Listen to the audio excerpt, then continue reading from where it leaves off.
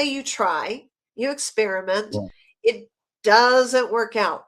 How do you focus your attention back on the client at that point to help them at that stage?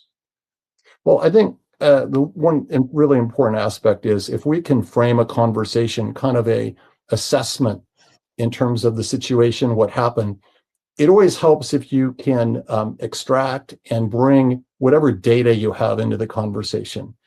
I mean, there is an element of judgment.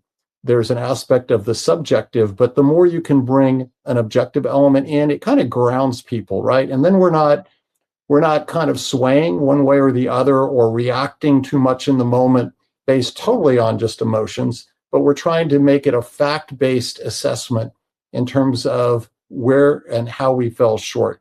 So bring the information and any relevant data in, frame and ground the conversation around that.